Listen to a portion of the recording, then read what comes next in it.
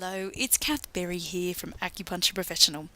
This is your personal invitation from Peter Deadman to attend Acupuncture Professional Impact coming up on the 28th of October. Peter is the founder of the Journal of Chinese Medicine, and he's very kindly offered a prize to one of the lucky attendees who comes along and participates in the live event. That is a 1-year Journal of Chinese Medicine subscription. When I last caught up with Peter, I asked him what it was about Acupuncture Professional's impact that he was most excited about. Yeah, I noticed on the Acupuncture Professional website somebody talking about being thrilled to take part in this because they're stuck out in the middle of nowhere in the arid wastes of Australia. Apologies to the Australian.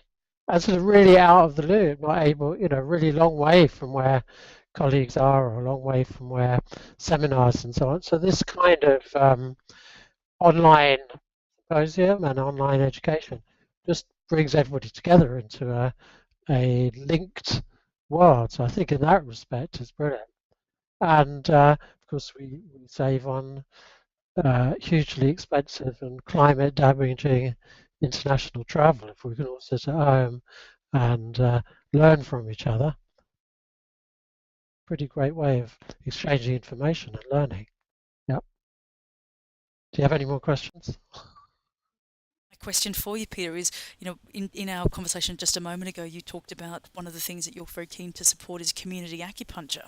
Have you got anything you'd like to say Yeah. about that? Um, well, I always remember when the sort of key part of my learning in acupuncture was working in a hospital in China in 1981 in a really intimate, friendly clinic stuffed full of patients who all sat around and discussed each other's cases. And there were 5 or 6 beds and people being treated at once. And I loved the atmosphere. It was so upbeat and positive and friendly, and it made going to work really fun.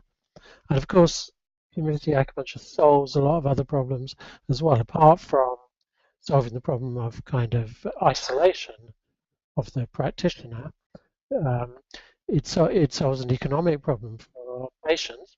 They, in a community setting, which is a multi-bed setting, practitioners can afford to charge less, and it can benefit practitioners, particularly young practitioners, because what practitioners mostly need, above all else, is patience and clinical experience.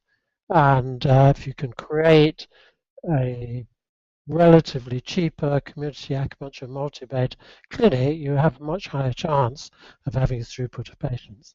So I see it as potentially a win-win situation, as long as there are minimum standards of time and care and practice. Yeah.